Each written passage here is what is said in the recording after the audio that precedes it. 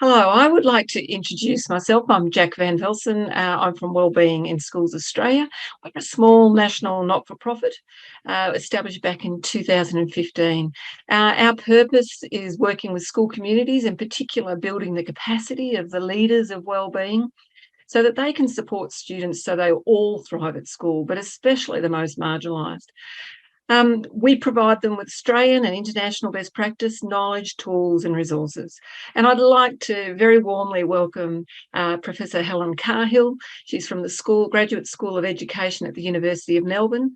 Helen's a leading Australian expert in all things health and wellbeing in schools, and she has produced with colleagues all the major wellbeing school resources. I'm a bit biased, I'm saying all of them, but the majority of the major ones over the last two to three decades. And they include drug education, mental health, sexual health, and social emotional learning. And there's probably a few extras in there that I'm not even aware of. Helen was also key in WISE's original vision of all students thriving, but especially our most marginalised. And we do have a challenge that continues in Australia to this day. We're really excited about the topic that Helen is talking about today, using social emotional learning as an evidence-based informed strategy for recovery post-emergency. As WISE was asked by schools during the pandemic to create workshops to build their schools' capacity to aid recovery and strengthen their resilience. So Helen Cahill and her colleagues from the Australian Youth Research Centre drew together Australian and international best practice strategies in a report titled Natural Disasters and Pandemics, Supporting Students and Teachers, Students and Teachers' Wellbeing After a Crisis. And social emotional learning is a key recommendation in this report.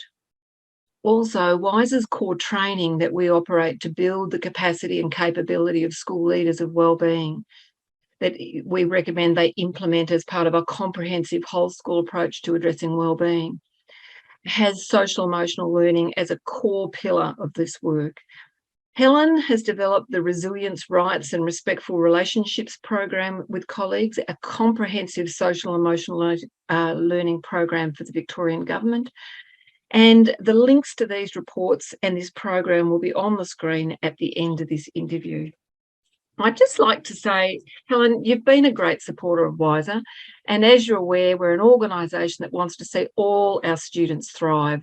And our recent times have been incredibly challenging.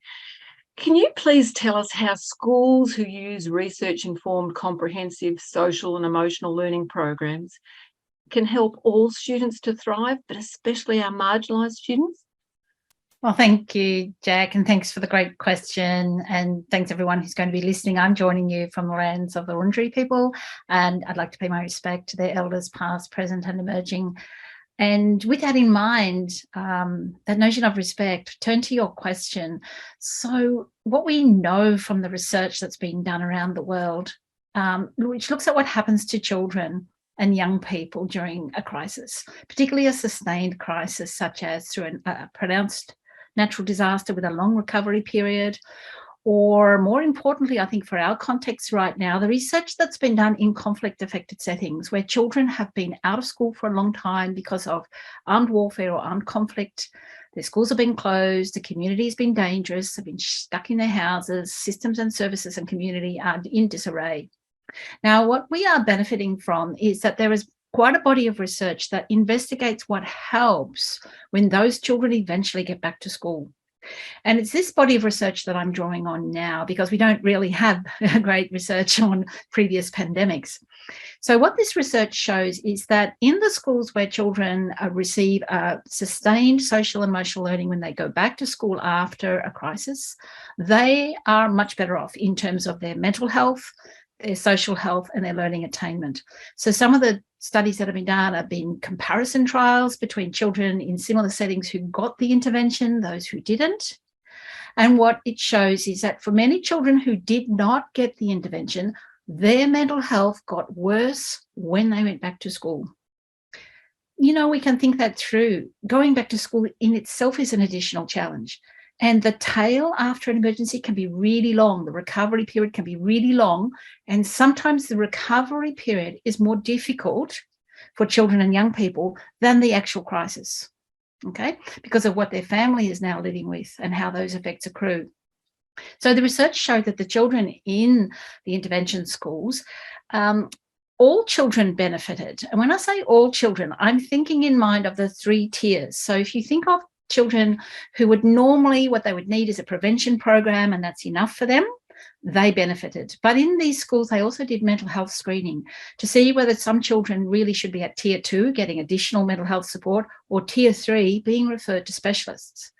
And what this research has found is that even the tier 2 and 3 children benefited just from getting the basic program, even if they never got any additional help, because, of course, in these contexts, often there's just not enough additional specialised help to go around. No psychs, no psychologists, no additional services.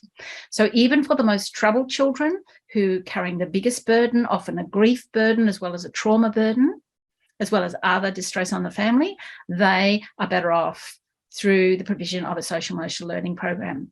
So that's what we're basing the argument on, that now is a time more so than ever to invest in social and emotional learning, not only because of its impact post-crisis, but because even before that, the huge body of evidence around social emotional learning shows that absolutely it's associated with reduced mental health problems, improved social health, less bullying, less homophobia, less victimisation of children with learning disabilities, better learning attainment, better employability, and we have lasting effects that are really worth nurturing.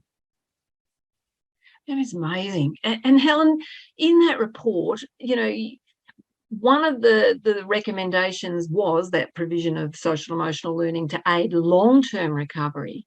So how does the social emotional learning aid that recovery and build wellbeing in students for the longer term in light of the pandemic and natural disasters that Australians have experienced over recent times? Because we're well aware that we're now into the 3rd year, and there could be further challenges that we're facing. So yeah, well, let's first of all put together the crisis situation and the already always, which is often in itself very troubling for some people, situation. Both of them require investment in social emotional learning, and in both conditions we get long-term benefits when we provide a sustained program. One of the problems is that sometimes people have a mentality around emergencies that the time to intervene is in the immediate aftermath, and then once that's done and dusted, you just kind of go back to the way it was. You can't go back in time. So going forward in time is about building protective factors, capabilities, skills, social health around the children. One of the things a social emotional learning program does is it strengthens the social health of the class group and the children themselves, remembering that the effect of peers on peers is a major effect on their wellbeing. We forget that sometimes. We think it's just a teacher-student relationship we have to look at. No, we've got to create the conditions of peer support and friendship. That's super important the older children get, because they will turn more and more to their peers, and their reference point for social belonging will be more and more in relation to their peer group. So for longer term effect, we want a happy, healthy peer group who can provide each other with support during troubling times and continue to be there as good friends for each other, no matter what. We also need to be building that inclusive mentality. So we are, helping people to maintain a capability of respecting difference. Now, we've got the pandemic in our mind, but let's not forget, we got 2 other macro level crises going on that will not be going away. One is the crisis of climate concern. Children are hugely concerned about a possible, more than likely, very negative future for their world. So that's sitting at a background level, if you like, right in the backdrop of their mental health. Okay, so in order to help people with that ongoing landscape of fear and concern, we need to activate their sense of personal autonomy, collective agency, things they can do with others, in order to do their little bit towards a positive future. Because we know when people have got something they can do, they cope better, particularly the older they are. Adolescents in particular need to find a way to be useful and make a contribution. So as well as that sustainability and climate concern threat that isn't going to go away, We have a new normalized culture that we are living in globally, which I'll just sum up by calling it hate speech. Hate speech is profoundly harmful and disrespectful. And the more it's normalized, the more it chews away at the positive social fabric that we are trying to grow through our social health program. So if certain behaviours are being normalised in the online world, coming over and playing out in the face-to-face world and kind of rubbing up against and interrupting the more positive community norms that we have and social norms that we have, then we've got a lot of tensions and troubles that we need to work with. So we actually need to get better at it now than we ever had before, because we've got some unlearning they need to be doing all the time at the same time as they are learning. So another 2 big reasons why now more than ever is the time for schools to invest in social emotional learning. Absolutely, Helen, I couldn't agree more. And you've also written along with colleagues the Resilience, Rights and Respectful Relationships program for the Victorian government, so that schools could teach social emotional learning and relationship skills and positive gender norms. And we know that this is a comprehensive, evidence-informed, universal social emotional learning program for Australian primary and secondary schools, which is available with open access on the Victorian Department of Education FUE's website.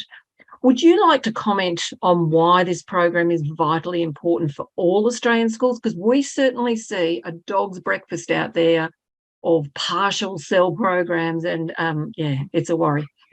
Let me talk about a couple of things that are problematic. One, a lot of the research that's been done around the world and research in our own country has had a kind of a commercialised relationship with the actual product that you take to the school, whether that's the teacher manual, the lesson plans or whatever.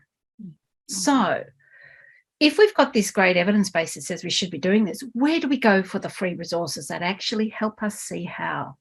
Well, great about the Victorian government, because they have made their program open access. They have a lot of their programs there are open access. Anyone in the world can use them.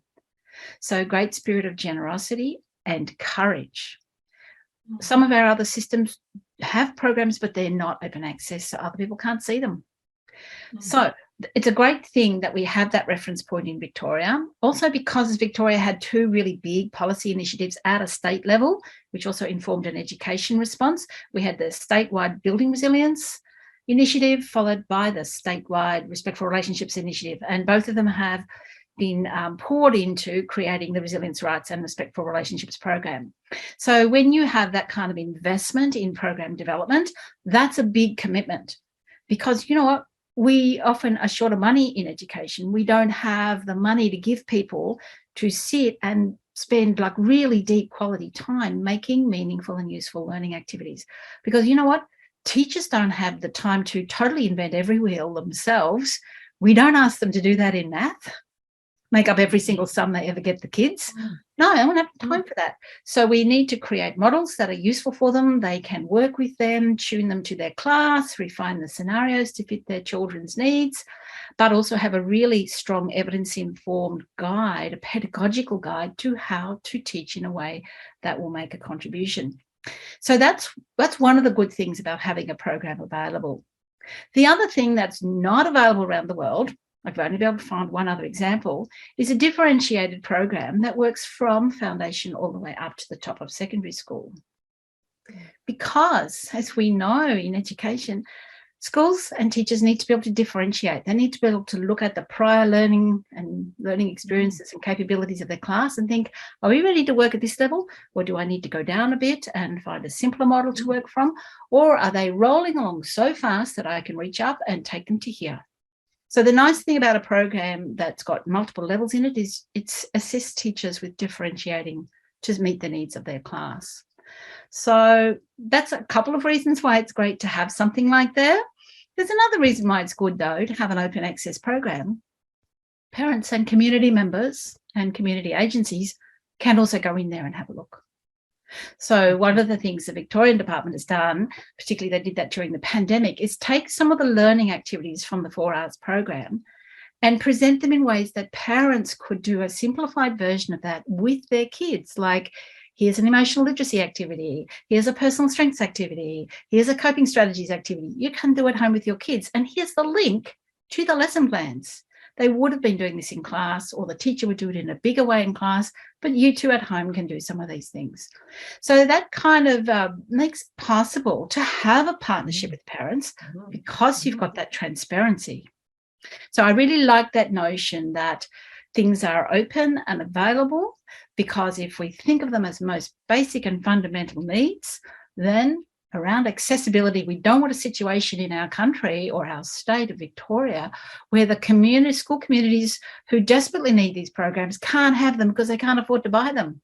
They should not have to fork up extra money to provide something as essential as this. So I really sort of put out there, it's a bit of a problem when we have a whole lot of commercialised ventures trying to do this work.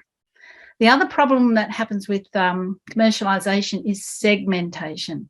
Segmentation is when we take one little bit of wellbeing and we make that seem like if you do this, it handles everything. It doesn't.